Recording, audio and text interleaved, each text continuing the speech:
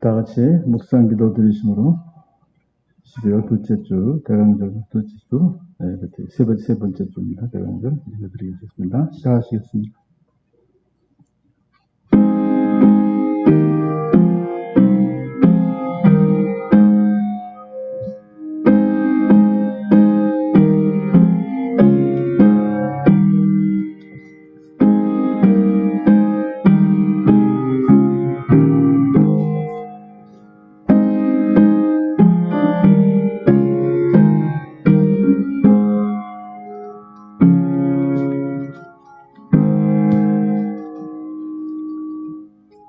광야와 메마른 땅이 기뻐하며 사막이 백합화같이 피어 즐거워하며 무성하게 피어 기쁜 노래로 즐거워하며 레바논의 영광과 갈멜과 샤론의 아름다움을 얻을 것이라. 그것들이 여호와의 영광 곧 우리 하나님의 아름다움을 보리로다. 너희는 약한 손을 강하게 하며 떨리는 무릎을 굳게 하며 겁내는 자들에게 이르기를 굳세어라, 두려워하지 말라. 보라, 너희 하나님이 오사 보복하시며 갚아주실 것이라. 하나님이 오사 너희를 구하시리라 하라. 그때 맹인의 눈이 밝을 것이며 못 듣는 사람의 귀가 열릴 것이며 그때 저는 자는 사슴같이 뛸 것이며 말 못하는 자의 혀는 노래하리니 이는 광야에서 물이 솟겠고 사막에서 시내가 흐를 것이니라. 뜨거운 사막이 변하여 못이 될 것이며 메마른 땅이 변하여 원천이 될 것이며 승량에 눕던 곳에 풀과 갈대와 부들이 날 것이며 거기에 대로가 있어 그 길을 거룩한 길이라 일컫는 바 되리니 깨끗하지 못한 자는 지나가지 못하였고 오직 구속함을 입은 자들을 위하여 있게 될 것이라. 아멘. 하나님은 영이시니 예배하는 자가 영과 진리로 예배할지니라. 아멘. 자리에서 일어서셔서 101장 찬송하시겠습니다.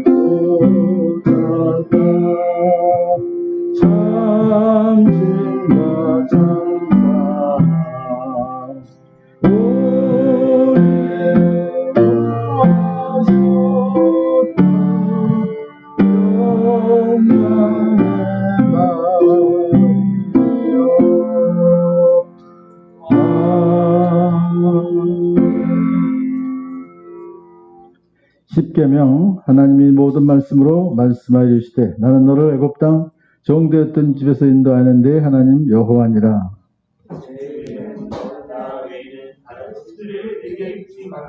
죄인은 너를 위하여 새긴 우상을 만들지 말고 또 위로 하늘에 있는 것이나 아래로 땅에 있는 것이나 땅 아래 물속에 있는 것의 어떤 형상도 만들지 말며 그것들에게 절하지 말며 그것들을 섬기지 말라.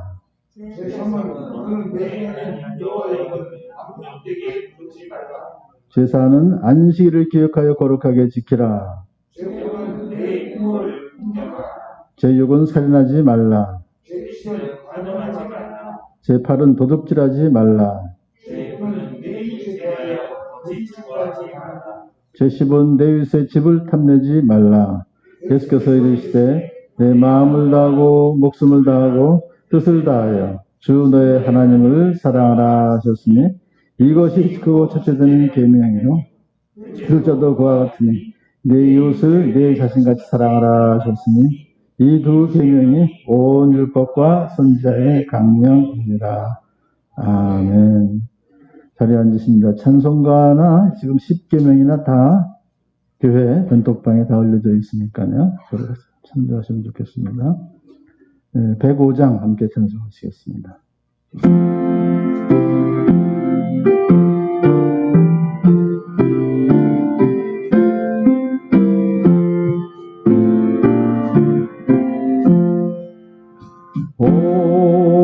오랫동안 기다리던 주님 강림하소서. 내 예매인 백성을 자유롭게 하시네.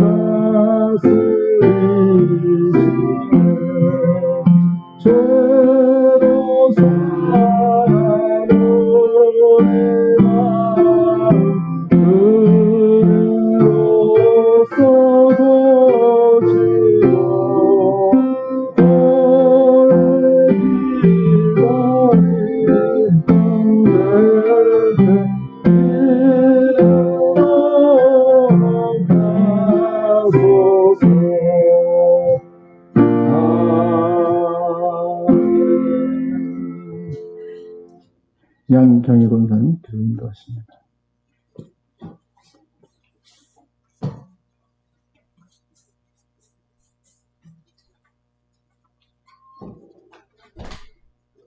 하나님 아버지, 거룩한 주일 주님 전에서 예배드리게 하심에 감사를 드립니다. 지난 한 주간도 주님의 사랑으로 저희들을 위험한 환경 속에서도 안전하게 그리고 건강하게 지켜주셨음에 감사를 드립니다.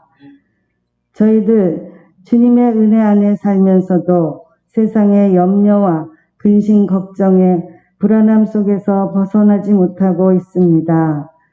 저희들의 어리석음과 연약함을 용서하여 주옵소서.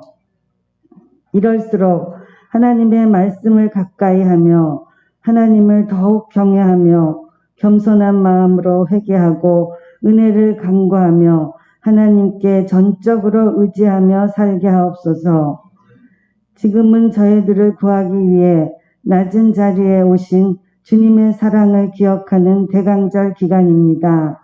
주님 오심을 기다리며 주님의 은혜에 감사하며 한 해가 가기 전에 하나님을 더욱더 사랑하는 저희들 되게 하옵소서. 얼마 남지 않은 올해 한 해를 돌아보며 2021년 내년의 은혜를 소망합니다. 무엇보다 먼저 하나님을 찾게 하시어 소통하며 말씀에 순종하게 하옵소서. 공동체와 이웃에게 걸림돌이 아닌 디딤돌이 되어 쓰임받는 복의 통로가 되게 하옵소서. 코로나19를 퇴치시켜 주시어 질병에 의한 환난과 근심이 사라지고 참된 평화의 길을 허락하여 주옵소서. 그리하여 교회마다 예배가 회복되고 섬김과 나눔과 봉사로 하나님께 영광 돌리며 우리 성도 모두가 한자리에 모여 예배드릴 수 있게 하여 주옵소서. 말씀으로 이루시는 하나님, 오늘도 말씀을 전하시는 목사님을 성령의 능력으로 붙들어 주셔서 선포되는 말씀이 이루어지게 하옵소서. 목마른 영혼마다 생수의 은혜가 되게 하시고 아픈 자에게는 치유의 말씀이 되게 하시며 근심 걱정 있는 자에게는 위로의 말씀이 되게 하여 주옵소서. 영상으로 예배드리는 성도들에게도 같은 은혜 주시길 원합니다. 주께서 저희들을 사랑해 주셔서 즐겁고 기쁘게 살게 해주시는 예수님 이름으로 기도드립니다.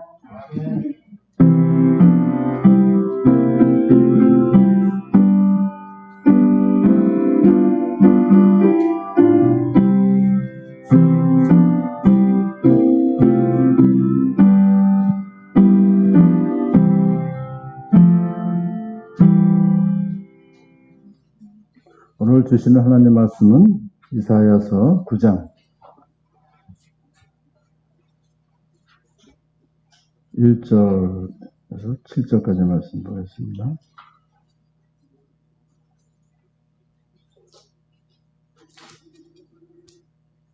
한 절씩 교독하시겠습니다.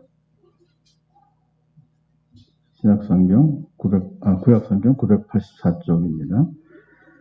어둠 속에서 고통받던 백성에게서 어둠이 거칠 날이 온다. 옛적에는 주님께서 스불론 땅과 납달리 땅으로 멸시를 받게 버려두셨으나 그 뒤로는 주님께서 서쪽 지중해로부터 요단강 동쪽 지역에 이르기까지 그리고 이방 사람이 살고 있는 갈릴리 지역까지 이 모든 지역을 영화롭게 하실 것이다. 어둠 속에서 보내는 백성이 큰 지혜와 주님의 인자가 하나님 주님께서 그들에게 큰 기쁨을 주셨고 그들을 행복하게 하셨습니다. 사람들이 곡식을 거둘 때 기뻐하듯이 그들이 주님 앞에서 기뻐하며 군인들이 전리품을 나눌 때 즐거워하듯이 그들이 주님 앞에서 즐거워합니다. 주님께서 태양을 지시하시며 그들을 내리 성령을 지시고 그의 어깨를 짓누르는 평화와 악기자의 몽둥이를 쏟으실 때문입니다. 침략자의 군화와 피 묻은 군복이 모두 땔감이 되어서 불에 타 없어질 것이기 때문입니다. 하나님과 우리를 위해 떠났다. 우리가 함께 그는 우리의 통치자가 되시고 그의 이름은 놀라우신 분이다.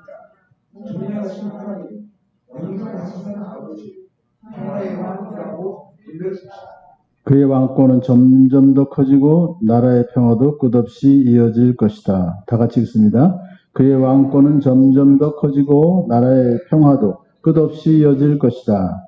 그가 다윗의 보좌와 왕국 위에 앉아서 이제부터 영원히 공평과 정의로 그 나라를 굳게 세울 것이다. 만군의 주님의 열심히 이것을 반드시 이루실 것이다. 아멘. 하나님 감사합니다. 오늘도 우리 주 예수 그리스도의 또 나심을 미리 예언한 말씀을 함께 같이 묵상할 수 있도록 하시니 감사를 드립니다. 이 시간 성령님께서 우리의 마음 움직여주시고 감동시키셔서 정말 예수님께서 이 땅에 오시는 그 사건이 얼마나 우리에게 소중한지를 깊이 깨달아 알고 더욱 주님을 사랑하는 복된 시간이 되게 하여 주시옵소서. 예수님의 이름으로 기도드립니다. 아멘. 이제 우리가 이 대강절에는 항상 예수님께서 이제 이 땅에 오신다는 것을 미리미리 다 예언을 했다. 그 말씀을 이제 우리는 알고 있어요. 그 중에서도 이 이사야 선지서가 가장 많이 예수님의 메시아죠. 그러니까 그리스도의 오심에 대한, 또 그리스도가 어떤 분이신지에 대해서 예언을 많이 하고 있습니다. 자, 오늘 그 대표적인 장이 이제 9장이라고 읽었습니다만, 그 이외에도 여러 군데가 있어서 오늘은 간단하게 먼저 이사야서에서 예수님의 오심을 예언했던 그 구절들이 몇 군데 있어요. 근데 이제 그것을 보기 전에 먼저 우리가 한번 생각해 볼 것은 예수님에 관한 그 예언이 예수 그리스도에 관한 예언이 창세기부터 있죠. 3장 15절. 여자의 후손으로 오실 것이다 라고 이미 되어 있고, 말라기까지 가 있었죠. 지난주에 우리 말라기에서 이제 예수님이 오신다. 너희가 오랫동안 기다리던 주가 오신다. 근데 창세기 22장에서 이제 아브라함의 후손으로 오신다. 그렇게까지 다 예언이 되어 있습니다. 자, 이사야 선지자가 오늘도 우리 아침에 같이 나눴습니다만은 이제 그 역대하에 지금 나오죠. 그러니까 이제 지금 이사야 선지자가 남유다 왕국에서 이제 우시야, 요담, 아하스, 히스기야 왕까지 이제 60년 동안이나 사역을 했어요. 근데 오늘 아침 보니까 히스기야 왕 때 이제 또 이사야가 일을 한 걸 볼 수 있었어요. 자, 그러면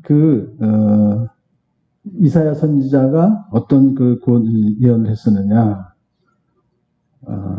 처녀에게서 나올 것이다. 그렇게 예언했죠. 우리가 잘 알고 있는 이사야서 7장 14절입니다.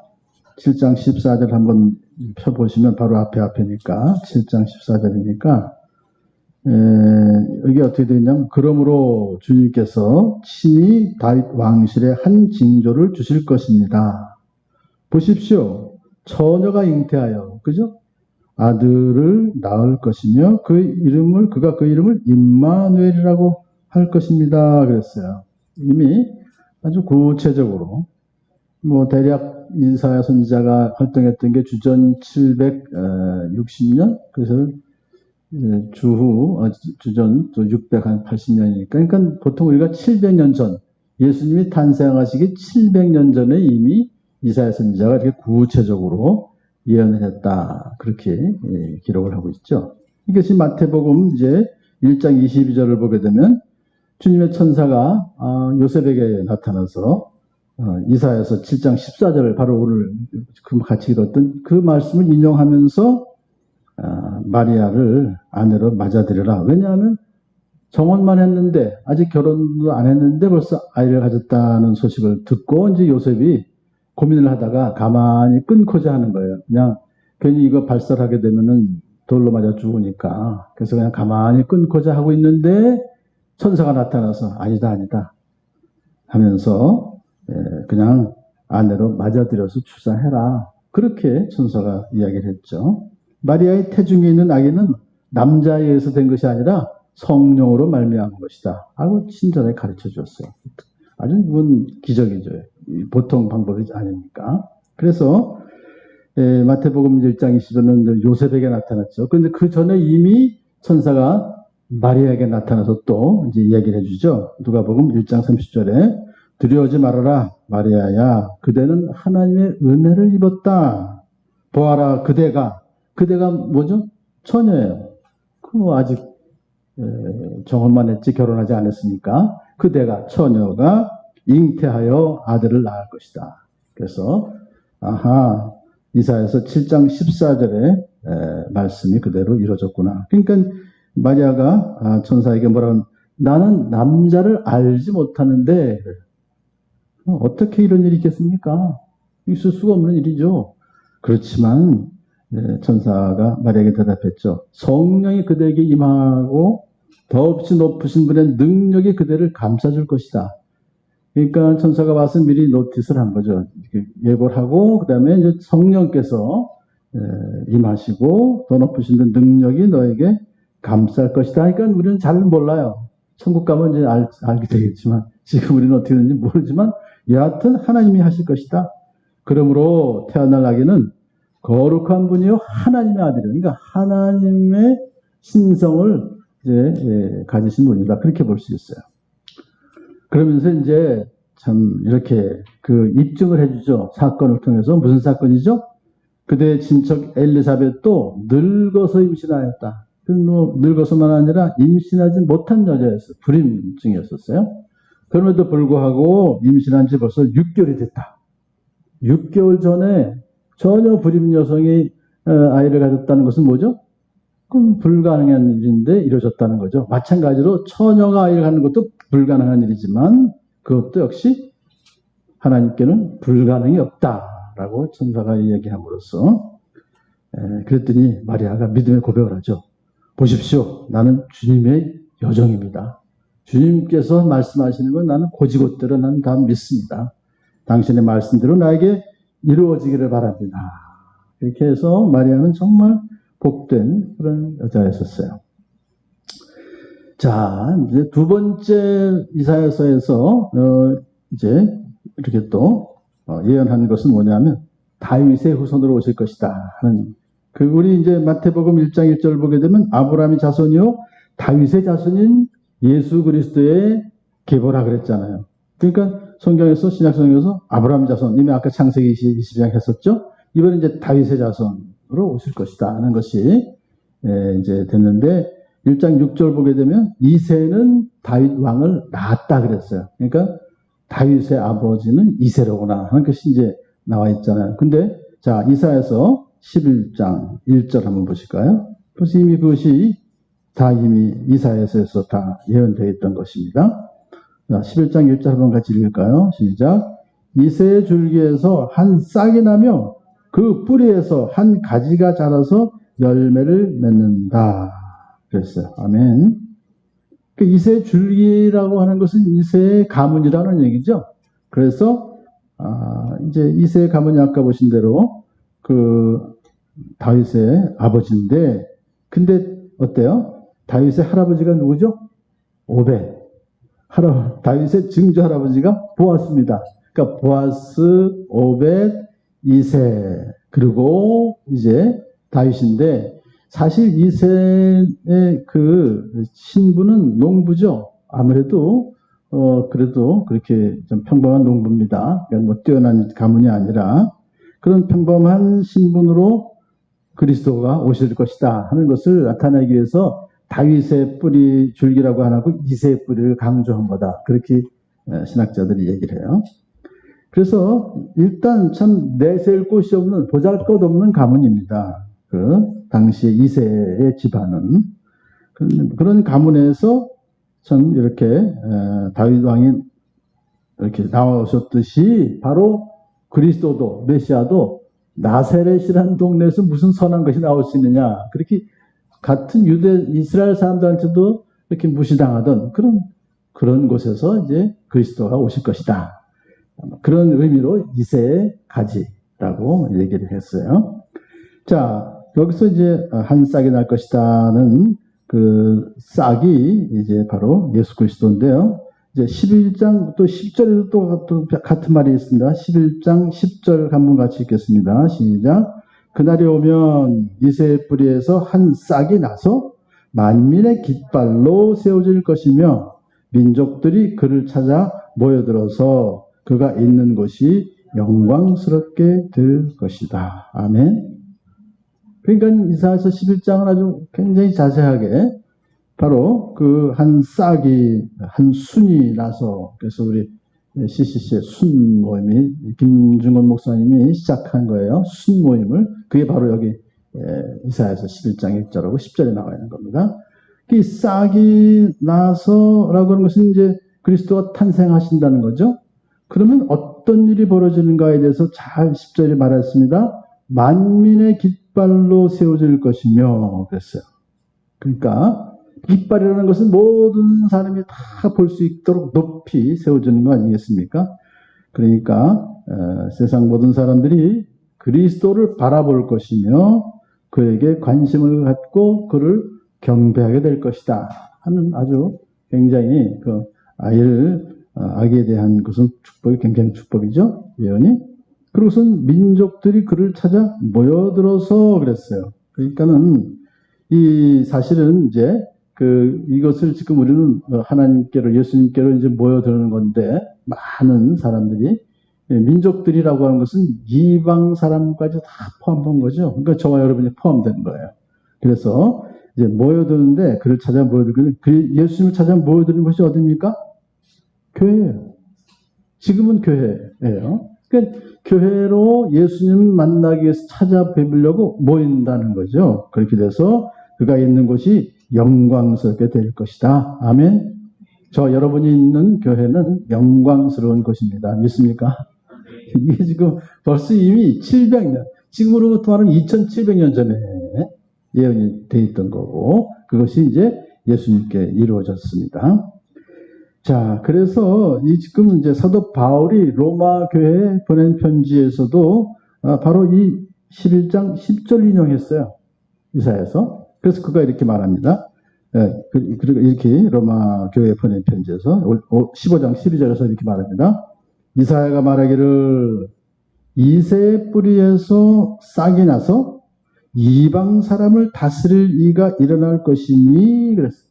이방 사람들은 그에게 소망을 둘 것이다. 그러니까요, 이게 그러면, 아니, 우리가 직접 이사야서 11장 10절을 읽은 거 하고, 지금 예수님, 그러니까 사도 바울이 인용했던 로마서 15장 12절하고 번역이 좀 틀리죠. 여기서는 이사야서 11장 10절에서 그냥 만민의 깃발, 민족들이라고 했는데, 우리 이제 사도 바울이 쓴 로마서 15장 12절에서는 이방 사람을 다스릴 것이고 또 이방 사람은 그의 소망을 가질 것이다. 그러니까 이방 사람이라고 좀 특별히 힘줘서 이렇게 얘기하는 것은 왜 그러냐면요. 70인역 번역본을 썼기 때문에 그런 거예요. 그러니까 예수님 당시에는 쓰던 성경이 구약 성경이 히브리 성경을 많이 쓴 것이 아니라 70인역을 써서 그것을 인용했거든요. 성경으로 사용했어요. 그래서 뜻은 같은 뜻입니다. 그러니까 이방 사람들을 다스릴 예수님이 그리스도가 오실 것이고 이방 사람들은 예수 그리스도에게 소망을 둘 것이다 라고 이제 지금 바로 그대로 이루어지고 있고요. 그래서 많은 그 이방 사람, 뭐 지금은 온 세계 모든 이스라엘만 백성만이 아니라 모든 백성들이 다 예수 믿는 사람들이 교회를 찾아 모이고 예수님 계신 곳이 영광스러운 곳이 되는 것이죠. 자, 오늘 지금 집에서 영상으로 예배 드리시는 분들도 바로 그곳이 예수님이 계신 곳이기 때문에 또 영광스러운 곳입니다. 무소부지하신 예수님께서 어디서나 우리에게 참 영광 받으시고 또 우리에게 또 은혜 베풀어 주고 계신 줄로 믿습니다. 자, 그 다음에 이제 오늘 본격적으로 이제 9장. 오늘은 이사야서만 보겠습니다. 이제 9장은 아까 우리가 읽었던 1장부터 이제 7절까지 말씀을 보면 여기에는 어떤 것이 기록되어 있냐면 6절에서 물론 하나기가 우리를 위해 태어났다. 우리가 하나들을 모셨다 해서 메시아가 그리스도가 한 아이로서 이제 태어나실 것을 예언했어요. 확정적인 예언이기 때문에 이제 아주 과거 동사를 썼습니다. 그런데 그 앞에 1절을 보니까 예수님이 이제 탄생하셔서 어디에서 사역하실 것인가가 나와 있는 거예요. 1절에 보게 되면 어둠 속에서 고통받던 백성에게서 어둠이 거칠 날이 온다. 이게 그러니까 예수 그리스도가 이제 오셔서 사역을 하실 그런 이제 날이 공생의 기간이 온다는 거예요. 그런데 옛적에는 옛날에는 주님께서 스불론 땅과 납달리 땅으로 멸시를 받게 버려 두셨다. 그러니까 여기서 말하는 옛날은 뭐냐면 예수님이 오시기 전에는 그렇게 보시면 돼요. 그러니까 실질적으로 이 스불론 땅과 납달리 땅은 저쪽 그 갈릴리 지방이죠. 저쪽 북쪽이에요. 갈릴리 그 바다 호수를 중심으로 저 위로 있었던 그 근처. 거기에서 이제 근데 이제 신약 마태복음 4장 10절 보게 되면요. 스불론 땅과 납달리 땅의 바닷가에 가버나움이 있대요. 그렇게 표현했어요. 그러니까 아하 이것은 가버나움 중심으로 예수님께서 활동하셨잖아요. 그러니까 이제 가버나움을 중심으로 한 갈릴리 지역에 대한 얘기로구나. 그런데 거기에는 과거에 버려주셨다. 멸시를 받게 버려주셨다. 왜 그러냐면 그 북이스라엘 거기가 항상 이 저쪽 북쪽에서요. 북쪽에서 이 메소포타미아 문명의 그 강국들이 생기면 남쪽으로 쳐들어와요. 그래서 거기에 이방 사람들이 많이 이제 오게 되고, 그래서 항상 이 북이스라엘은 이방 사람들이 많이 접촉하게 되는 그런 지방이었었고, 전쟁이 나서 만일에 거기 이제 외국 사람들이 와서 이렇게 점령하게 되면 또 붙잡아가기도 하고, 거기다 자기들도 이주시키기도 하고, 막 그랬잖아요. 아시리아 그랬죠? 이제 그런 걸 보면서 하나님께서 그냥 멸실밖에 내버려 두셨던 거예요. 그런데 그 뒤로는 이라는 것은 예수님이 이제 메시아가 오신 후에는 주님께서 이제 서쪽 지중해로부터 요단강 동쪽 지역까지 전체적인 그런 얘기를 했지만, 거기서 그리고 이방 사람이 살고 있는 갈리 지역까지 그랬어요. 그러니까는 여기서 하나님께서는 그 이방 사람이 살고 있는 것은 섞여 사는 거죠. 이스라엘 사람 살지만 그런 좀 이스라엘 백성들에게는 멸시받는 그런 땅인데, 거기까지라고 하니까 모든 지역을 영어롭게 하실 것이다 라고 하는 그것을 이제 이렇게 인용을 해서 마태복음에서는 바로 예수님께서 가버나움으로 가서 사시면서 거기서 열심히 사역을 하셨다. 그래서 결국은 어떻게 됐느냐 하는 것이 이제 2절에 나와 있죠. 그렇게 하셔서 어둠 속에서 헤매던 백성이 큰 빛을 보았고, 죽음의 그림자가 드리운 땅에 사는 사람들에게 빛이 비쳤다라고 이제, 그러니까 이 지금 다 과거 동사를 썼습니다만 사실은 이건 너무나 확실한 미래에 있을 일이기 때문에 그렇게 이제 했어요. 그러니까 이사야 선지자는 700년 전에 이미 앞으로 7년 후에 그 갈릴리에서 예수님께서 열심히 사역하실 것이다 하는 것을 알고 있는 거예요. 미리 예언하신 것이죠. 그래서 이제 한학이 그리스도의 탄생으로 말미암아서 어둠 속에 헤매던 백성이 큰 빛을 보는 거예요. 그러니까 큰 빛이라고 하는 것은 바로 예수 그리스도를 말하고 있죠. 자, 그러므로 여기서 지금 그러면 역사적인 사건으로만 이것을 볼 것이 아니고, 실질적으로 그러면 어둠 속에서 헤매던 백성이라고 하는 것은 그 당시에 이스라엘 백성만이 아니라 오늘날로 말하게 되면 슬픔과 고난 속에 살고 있는 그런 모든 사람들에게 다 적용이 되는 것이죠. 더 나아가서 가장 큰 의미로서는 죄에 빠져서 죄악된 생활을 하는 모든 사람들에게 다 이것이 지금 적용되는 거예요. 그들에게 빛이 비치는 것은 바로 그들을 어둠 속으로부터 구원해내는 그런 이제 사역을 하는 것이기 때문에 그렇습니다. 그래서 이것을 시편 107편 10절에 잘 말씀이 되어지겠어요. 사람이 어둡고 캄캄한 곳에서 살며 고통과 쇠사슬에 묶이는 것은 그들이 하나님 말씀을 거역하고 가장 높으신 분의 뜻을 저버렸기 때문이다. 그러니까 2절에서 말하건 어둠 속에 헤매는 사람, 죽음의 그림자가 드리운 땅에 사는 사람들, 그것이 왜 그러냐? 그 이유가 뭐냐 하면 결국은 어둡고 캄캄한 곳에서 사는 사람, 고통과 쇠사슬에 묶여 사는 사람은 그들이 하나님 말씀을 거역하고 하나님의 뜻을 저버렸기 때문에 그 죄로 말미암은 그런 삶이다. 이게 사실은 이걸 좀 더 넓게 말하면 사탄의 지배하에 사는 것이다 이 말이죠. 그러니까 사탄의 종노릇하며 사는 사람은 바로 죄로 말미암아서 그렇게 참 고통 속에서 살 수밖에 없는 그런 사람들에게 빛이 비치는 거예요. 예수님이 오셔서 그들을 이제 여기서 빛이라고 하는 것은 말라기 4장 2절에서 했죠. 지난주에 의로운 해가 떠올라서 그때 바로 그 의로운 해가 태양에서 빛이 나는 거 아니에요. 그러니까 빛을 비춰서 치료하는 광선을 발할 것이다. 그 빛. 누가복음 바로 우리 교회의 말씀 근거되는 거, 돈내는 교회 1장 78절. 하나님은 해를 하늘 높이 뜨게 하셔서, 그러니까 해는 그리스도, 예수 그리스도예요. 79절에 어둠과 죽음의 그늘 아래 앉아있는 사람들에게 빛을 비치게 하시고, 그래서 예수님이 어둠과 죽음의 그늘 아래 앉아있는 그런 죄인들에게 빛을 비춰주셔서 그들 구원해 주시고 우리의 발을 평화의 길로 인도하실 것이다. 그러니까 궁극적인 예, 여기서 좀 마지막에 말씀드리겠습니다만은 예수님이 오신 목적은 저와 여러분에게 평화를 주러 오신 거예요. 평안, 샬롬, 에이레네. 그러니까 이런 모든 것이 다 평화라고 하는 말이 상당히 이게 그냥 간단한 얘기가 아니라 진짜 이 복음의 핵심이 평화입니다. 그러니까 그걸 지금 이제 예수님께서 오셔서 빛으로 오셔서 해주신다. 주님은 나의 빛, 나의 구원. 그러니까 빛이라고 하는 것은 구원과 같은 동의어로 사용하셔도 되는 거예요. 그래서 주님이 나의 빛, 나의 구원이신데 내가 누구를 두려워하라. 여기서 누구라는 것은 뭐예요? 모든 악한 자들이지만 그 배후에서 조종하고 있는 사탄, 귀신들이에요. 그런 악한 영들에 대해서도 우리는 주님이 나의 생명의 피난처이신데 내가 누구를 두려워하라. 무엇을 무서워하랴. 라고 고백을 할 수 있는 것이 바로 빛이 비치기 때문에 그렇다.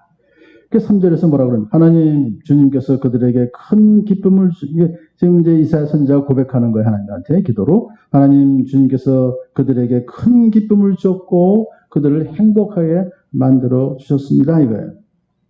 하나님이 하신 것이다. 이 결국 그리스도를 보내셔서 이렇게 그들을 어둠 속에서 헤매던 백성을 큰 빛을 보게 하신 것. 그것은 다 하나님께서 그들에게 큰 기쁨을 주신 것이고 그들을 행복하게 만들어 주신 것이다. 누가 저 여러분을 행복하게 만들어 줄 수 있어요? 하나님, 예수 그리스도. 그러니까 세상의 어떤 물질과 명예와 권력이 우리를 행복하게 해줄 수 없어요. 참 행복이라는 것은 쭉 보면 평안이거든요. 평화를 주는 거예요. 근본적인 평안을, 세상에 주는 평안이 아니라 예수님이 주시는 평안을 누릴 수 있도록 해주시는 것이 바로 행복을 주시는 거죠. 그거를 지금 이제 이렇게 말씀하시면서, 자, 농부들이 곡식을 거둘 때 행복하죠. 군인들이 전리품을 거둘 때 행복합니다. 우리가 안 싸워봤지만 얼마나 신나요? 그런 것을 다 이제 비유를 대면서 그만큼 아주 주님 앞에서 기뻐했다. 그리고 즐거워했다. 이것을 이제 그렇게 결국, 자, 예수님께서 오시면 왜 우리는 기뻐하고 왜 행복하죠? 가장 큰 게 평안을 주는 그 근거가 되는 것이 뭐죠? 죄를 용서해 주셨단 말이에요. 모든 죄를 용서했어요. 과거에 지은 죄, 현재 지는 죄, 미래 지는 죄까지 하여튼 몽땅 예수님께서 다 십자가에서 오셔서 결국 하신 일이 십자가에서 죽으시고 부활하신 거 아니에요. 그래서 우리를 갖다가 죄로부터 자유를 주셨다는 거. 죄책감과 또 죄를 또 항상 어떤 두려움과 그런 거에 대해서로부터 우리는 자유로운 것이다. 이것을 지금. 그래서 그것을 이렇게 말합니다. 아버지께서 우리를 암흑의 권세에서 건져내셔서, 이게 이제 사도 바울이 골로새서 1장 13절에 하나님께서 우리를 암흑의 권세는 뭡니까? 사탄의 권세, 우리를 죄짓게 하고 우리를 사망으로 이끄는 그런 존재들이죠. 그러한 세력으로부터 우리를 건져내셔서 자기의 사랑하는 아들의 나라로 옮기셨다. 이거예요. 과거형에. 확실한 거예요. 이미 소속이 완전히 바뀐 거죠. 과거에 죄의 종로로 사던 데서 완전히 이제는 자기 아들 예수 그리스도의 나라로 옮긴 바 되었다. 그래서 우리는 그 아들 안에서 구속, 곧 죄사함을 받았다. 그 죄사함과 구원과 그 평안이 이제 같은 뜻으로 우리에게 와닿는 거죠. 그러면서 4절에서 주님께서 미디안을 치던 날처럼, 이건 기드온이 300명 가지고 수만 명을 죽인 거 아니에요? 이긴 거 아니에요? 그러니까 그런 전쟁. 그래서 기드온을 기드온으로 하여금 미디안을 치던 날처럼 그들을 내리누르던 멍에를 부수시고 그들의 어깨를 짓누르던 통나무와 압제자의 몽둥이를 꺾으셨기 때문입니다. 그럼 어떤 존재를 말하죠? 당연히 사탄의 존재. 죄의식을 가지고 죄책감으로 우리를 갖다가 계속 찌르는. 그렇기 때문에 이제 이사야서 54장 14절에 억압이 너에게서 멀어질 것이니 너에게서는 두려움이 사라지고 공포 또한 사라져 너에게 접근하지 못할 것이다. 아멘. 코로나의 공포로부터 우리를 자유케 해 주실 줄 믿습니다. 이게 지금 이 시대를 살고 있는 거예요. 코로나만이 아니라 그 후에 있을 여러 가지 부작용들이 굉장히 지금 앞으로 닥칠 것이다. 이렇게 말해요. 경제학자들이 지금 이제 돈을 엄청나게 풀었잖아요. 그래서 뭐 참 희한해요. 집값도 뛰고 주식값도 뛰고 나란 지금 지금 경제 지금, 아니, 얼마나 많은 지금 자영업자들이 지금 무슨 문을 닫습니까? 주변에 곳곳에 지금 문 닫잖아요. 그럼 어떻게 해요? 9시 이후에 영업 못하면 그분들 어떻게 해요? 예를 들어서 밤 영업하시던 분들 아주 간단하게 보면. 여하튼 그런 경제가 지금 피폐해지는데 희한하게 땅값은 올라가고 그게 다 지금 이게 일시적인 거다 이거죠.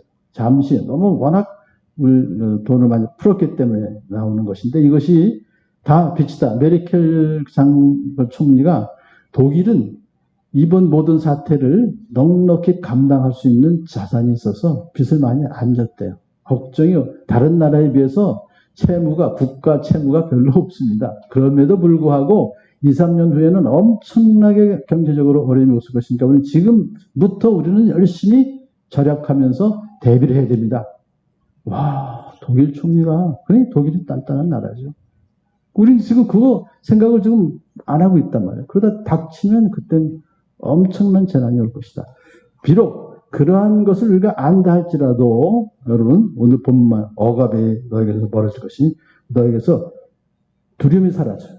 그것을 다 배후에서 조종하는 건 사탄의 세력이다라고 본다면 공포 또한 사라져 너에게 접근하지 못할 것이다 하고 막아주신 그것을 여기서 지금 예수님께서 해주실 것이다 하면서 5절에는요. 침략자의 군화와 피 묻은 군복이 모두 땔감이 되어서 불에 타 없어질 것이기 때문이다. 여러분 군화와 군복 다 없어지면 싸움이 있습니까? 없습니까? 없어요. 전쟁이 끝난다는 얘기. 왜? 사탄이 다 이제 전쟁을 못하니까. 이런 말씀이에요, 이 말씀이. 근데 궁극적으로 그런 날이 온단 말이죠. 지금 그렇다는 얘기는 아니에요. 미래에 그런 날이 서서히 이제 오고 있다. 지금도 계속해서 국부전쟁에서는 사탄을 우리 예수님 믿는 사람이 이겨요. 그렇지만 완전한 승리는 예수님이 다시 오실 재림할 때요. 완전한 사탄은 저 무조건으로 이제 들어가게 할 수는 없죠. 자, 그런 걸 보면서 이사야서에서 참 굉장히 54장 나중에 꼭 보세요. 15절에 이렇게 되어 있습니다. 너를 공격하는 자들이 반드시 있겠지만 그것은 내가 허락한 것이 아니다. 너를 공격하는 자는 누구든 너에게 패할 것이다. 아멘. 참 얼마나 감사해요. 예수 믿는 사람들에게 주신 이 말씀은 이건 생명보다도 귀한 말씀. 너를 공격하는 자는 누구든 너에게 패할 것이다. 하나님이 패하게 하신다는 거죠. 하나님께서 이기시니까. 이제 그런 거를 다 이사야 선지자를 통해서 이제 우리에게 다 주신 것은 바로 전쟁이 그칠 날이 올 것이다. 그날은 궁극적으로 저와 여러분이 이제 영원한 하나님 나라에 갔을 때 확실하게 이루어질 것입니다. 그러면서도 하나님에게서 태어난 사람은 다 세상을 이기기 때문입니다. 세상을 이긴 승리는 이것이 곧 우리의 믿음입니다. 우리가 믿음을 가지고 살 때 이 세상에서 어떠한 그러한 참 흉한 소식이 온다 할지라도 우리는 두려워하지 않고 공포에 살지 않고 평안 속에서 평화롭게 살 수 있게 해줄 줄로 믿습니다. 이것을 이제 미리 예언해 주셨습니다. 한 아기가 우리를 위해 태어났다. 다시 한번 이제 예언하시죠. 그러면서 한 아기, 그 태중에 있는 아기는 성령으로 날 것이다 했으니까 마태복음 1장 20절에 그러니까 지금 마리아는 지금 아기를 성령으로 잉태했어요. 그리고 마태복음 1장 21절에서 마리아가 아들을 낳을 것이니 딸이 아니라 아들이다 이렇게 이제 그 성을 얘기한 거죠. 너는 그 이름을 예수라 하라. 그는 자기 백성을 죄에서 구원하실 것이다. 자, 그러면서 이제 오늘 그 아기에 대한 탄생에 대한 근데 그는 우리의 통치자가 될 것이다 라고 했어요. 여러분 통치자는 지금으로 말하면 대통령이 그 당시로는 왕이잖아요. 그 통치자가 자기의 권세를 가지고 모든 백성들에게 군림하는 것이 지혜로운 통치자입니까? 아니면 백성들을 섬기고 백성들을 보호해주는 게 지혜로운 통치자입니까? 당연하죠. 후자죠. 예수님 오실 때도 입성하실 때도 나귀 타고 오셨잖아요. 말 타고 오신 게 아니라. 그러니까 예수님의 통치 방식은 섬김의 종이에요. 그러니까 섬기는 통치자. 그러니까 예수님이 통치가 될 것이다 해서 컨커러가 아니라 섬기는 종으로서의 통치자. 그런 말씀을 하시는 거죠. 근데 그 통치자가 하는 가장 중요한 일은 뭐냐면요. 자기의 백성들을 보호하는 거예요. 마찬가지입니다. 우리나라도 지금 대통령은 우리 백성을 보호해줘야 돼요. 지금. 안보와 경제와 모든 사회 범죄로부터 우리를 특히 법과 질서를 지켜줘야 되는 거예요. 이 법치주의가 제대로 돼야 백성들이 안심하고 살 수 있는 거예요. 이런 것들을 해야 될 바로 그런 통치자인데 예수님은 바로 그걸 하셨다는 거죠. 그래서 어디까지? 백성들을 위해서 죽기까지. 그러니까 그러면서까지 사탄의 세력으로부터 이제 우리를 지켜 보호해 주신 분이기 때문에요. 어떻게 요한계시록은 말하고 있냐면은 그들이 어린 양에게 싸움을 걸 터인데, 그러니까 대적들이 어린 양에게 싸움을 걸 터인데 어린 양이 그들을 이길 것이다. 저와 여러분을 대적하는 모든 원수들을 어린 양 예수 그리스도께서 이기실 것입니다. 그것은 어린 양이 만왕의 왕이요 만주의 주이시기 때문이다. 왕이 할 일은 그거예요. 예수님은 바로 우리의 만왕의 왕이시고 우리는 예수님의 통치를 받는 거예요. 그래 행복한 거예요. 예수님 통치를 받는다는 것이 왜? 가장 강한 왕이시, 만왕의 왕이시기 때문에 어떤 다른 왕들도 만왕의 왕을 이길 수가 없는 거예요. 자, 그러면서 이제 6절 하반절에서 그분의 이름이 나타나죠. 그 이름은 속성과 사역을 말하죠. 놀라우신 좋은 자, 전능하신 하나님, 영존하신 아버지, 평화의 왕이시다. 우리가 이 내용은 잘 아시죠? 놀라우신 좋은 자는 것은 놀라운 우리 능력으로 그 많은 그 일을 하셨죠. 그리스도께서 예수님께서 그러면서 이제 좋은 자라는 것은 결국 하나님의 뜻을 우리에게 잘 가르쳐 주시는 거예요. 알려주시는 그런 분이시다. 그러면 전능하신 하나님, 예수님의 신성이에요. 그 예수님도 전능하신 하나님의 신성을 가지고 계신 거예요. 근데 여기서 지금 현재 이것은 아까 우리가 읽어봤던 대로 적들을 다 이기시는 분이에요. 그 전능하심으로 우리를 공격해오는 적들을 다 이기시는, 승리할 수 있도록 해주시는 거예요. 그러니까 우리 성도들은 예수님만, 대장 대신 예수님만 붙잡고 따라가면 우리도 이긴다 이 말이에요. 영존하신 아버지, 이게 좀 우리한테 이게 무슨 뜻인가? 왜 아버지, 하나님 아버지, 성부 아버지 하나님을 지금 예수님하고 같은 사람이야? 아니죠. 같을 수가 없죠. 분명히 예수님은 하나님 아버지의 아드님이신데, 그러면 여기서 영존하신 아버지라고 하는 것은 아버지는 아버지의 성품을 가지신 예수님이에요. 아버지의 성품이 뭡니까? 자녀들을 갖다가 보살피고 사랑하고, 이게 아버지였으면 뭐 어머니도 마찬가지예요. 부모는 자녀를 살피고 자녀를 보호해주는 그런 사랑으로 그 역할을 하시는 예수님이 바로 그런 역할을 하시는 겁니다. 사랑의 아버지로서, 아버지같이 우리를 그렇게 사랑하셔서 어때요? 자식을 위해서 죽기까지 하셨던 사랑으로 우리를 보살펴 주시는 분이다. 그렇게 볼 수 있어요. 그 다음에 이제 평화의 왕이다. 그래서 예수님 탄생하셔서 천군천사들이 더 높은 곳은 하나님께 영광이요 땅에서는 평화로다 그랬잖아요. 그 평화, 제가 이 개역 개정에는 그냥 평안이라고 많이 써있어요. 평화, 평안, 샬롬, 에이렌의 피스 다 같은 뜻인데, 근데요 세 번역을 보니까 다시 좀 봤더니 평화로 번역이 돼 있어요. 평안을. 그래서 제가 이것이 확실하구나. 평화는 바로 그 샬롬을 말하는구나. 근데 이 샬롬이라는 것은 그냥 보통 개념이 아니고 개인뿐만 아니라 공동체 전체가 육적, 정신적, 영적으로 무사하고 안전한 상태. 평화는 그런 거예요. 그건 우리 전체가, 개인도 마찬가지고 공동교회도 마찬가지고 어떤 사회도 마찬가지고, 이제 그래서 공동체가 경험하는 그 평화는 경제적으로도 안정이 되는 거예요. 군사적으로도 마찬가지예요. 정치적으로도 안정이 되는 거예요. 그럼 지금 이 시대는 평화가 있습니까? 없습니까? 없다 이거예요. 그렇게 보면 되는 거예요. 부분적으로 있어요. 부분적으로는 평화가 있습니다. 전체적으로는 좀 그렇지 않지만. 그렇지만 이런 평안이라고 하는 것은 누구로부터 오는가? 이 세상의 어떤 정치 권력으로부터 오는가?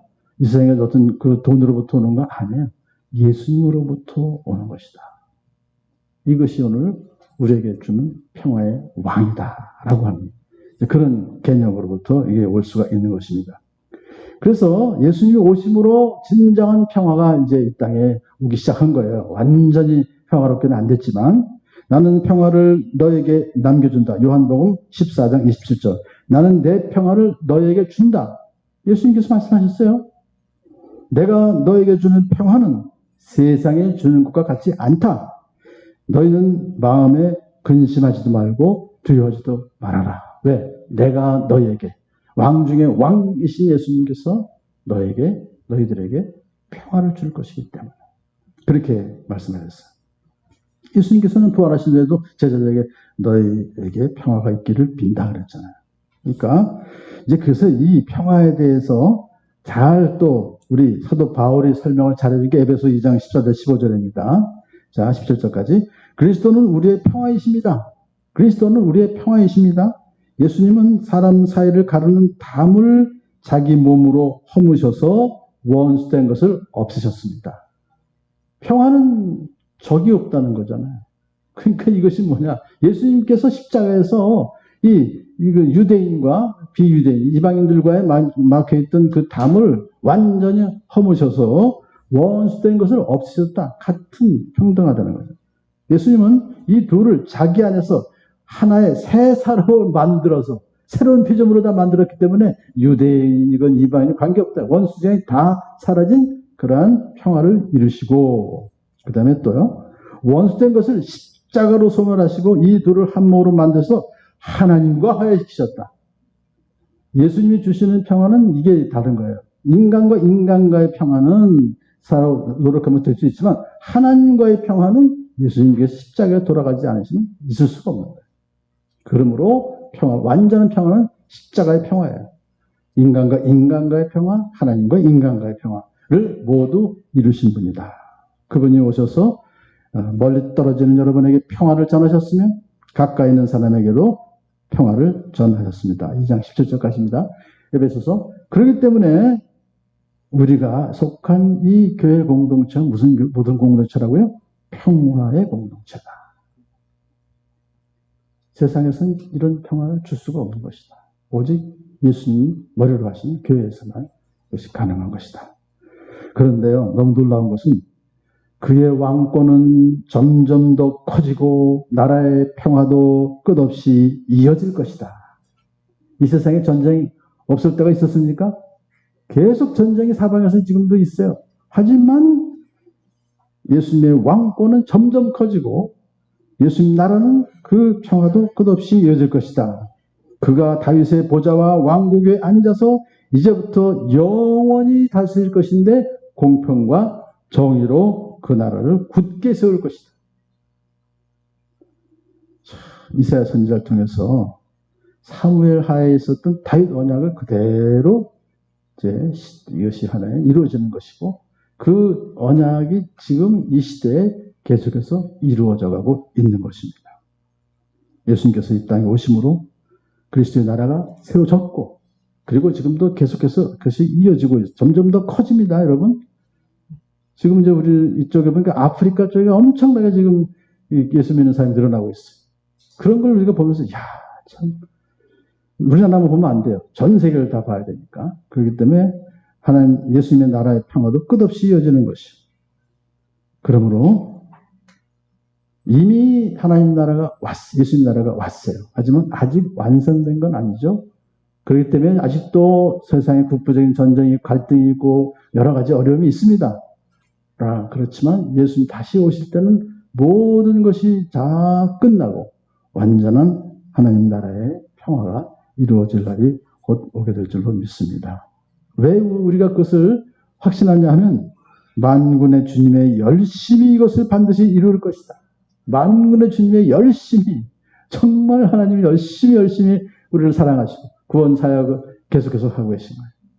그렇기 때문에 그것이 최종적인 완성 미래에 올 예수 그리스도의 재림 때 이것이 반드시 이루어질 것이다. 그러니까 저와 여러분은 어떻게 해야 되죠?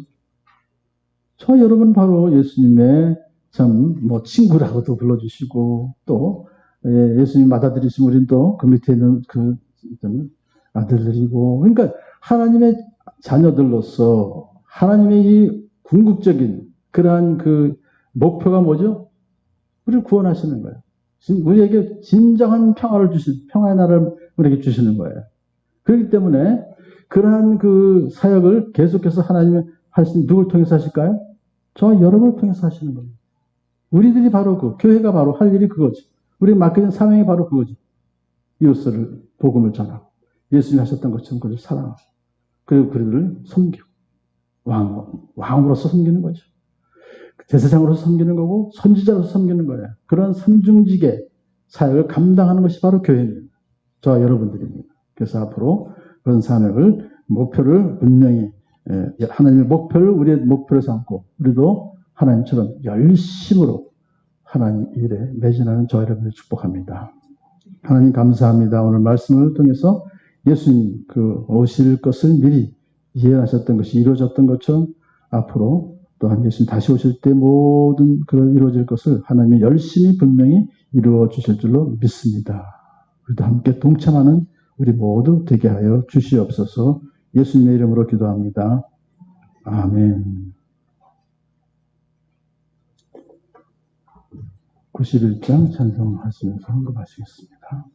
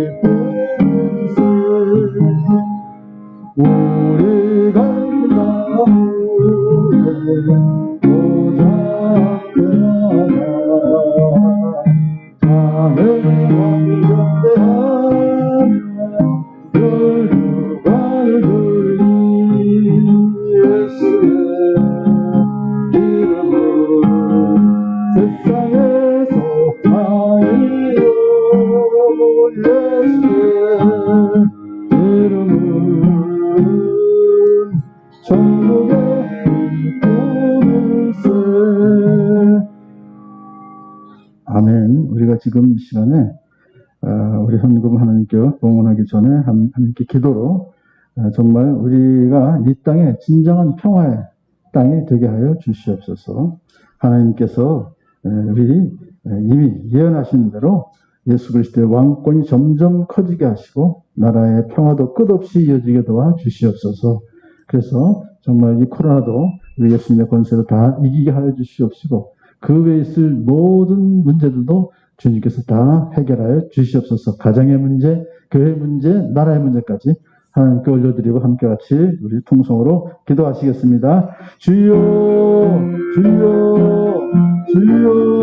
하나님 감사합니다. 하나님의 사랑하신 아버지 하나님 감사합니다. 우리 하나님께서 정말 이렇게 우리 교회를 세워주시고 예수 그리스도의 머리와 교회 안에서 정말 세상의 땅에 평화를 오게 하신 것을 감사합니다. 평화의 나라가 맡기신 감사합니다. 아버지 왕국에서 높아지게 하여 주시옵소서. 점점 아버지 많은 사람들이 모이게 하여 주시옵소서. 주여 참으로 교회가 아버지 힘을 얻게 하여 주시옵소서. 그래서 참으로 맡겨진 사명을 감당하게 도와주시옵소서. 하나님의 열심히 아버지 하나님의 참으로 모든 것을 이루신 것처럼 우리가 참으로 열심을 가지고 우리도 힘으로 아버지 하나님의 유서 자랑하며 아버지 하나님의 복음을 전하며 아버지 살리며 아버지 하나님 맡겨주신 것을 감당할 수 있도록 주여 도와주시옵소서.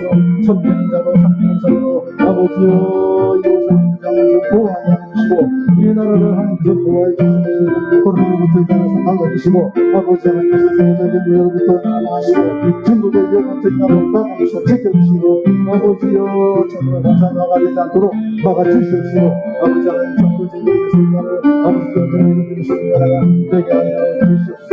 코로나 속에 아버지여 막아주시옵시고 하나님께 영광을 만물의 주님의 열심히 반드시 이룰 것이라고 해서 주여 이루어 주시옵소서. 감사드리며 예수님 이름으로 기도드립니다. 아멘. 지혜도 기도 믿음도 예수님 닮게 하소서. 지혜와 계시여 더하옵소서. 기도하시겠습니다. 사랑하는 아버지 하나님 감사합니다. 이렇게 하나님께 온전한 11조와 예물 올려드립니다. 기뻐 받아 주시옵시고 하나님 참으로 저희들에게 필요한 모든 물질도 모든 그러한 필요한 것들 넘치도록 허락해 주실 줄을 믿습니다. 이 예물이 쓰여지는 것마다 우리 주 예수 그리스도의 그 피 묻은 복음이 전파되어서 참된 우리 평화를 이웃에게 전하게 도와 주시옵소서. 예수님의 이름으로 감사하며 기도드립니다. 아멘.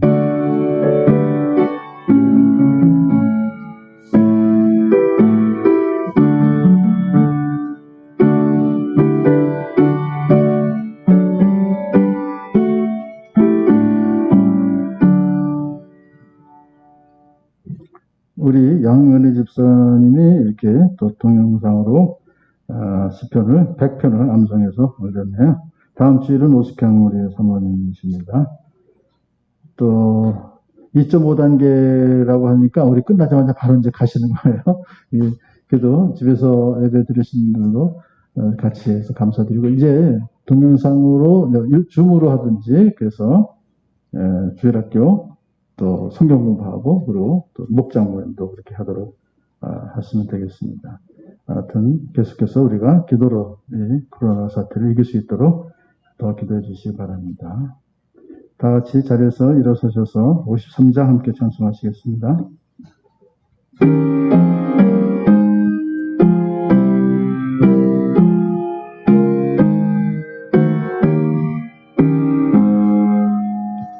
성도를 떠나가기 전 머리를 숙일 때 주께서 함께 계시고 복내려 주소서. 집으로 돌아가는데 주동하시고 내 모든 보내신 삶 다 지켜주소서. 거룩한 날이 가요 저녁이 되고 우리 마음 밑에서 늘 계시옵소서. 아멘.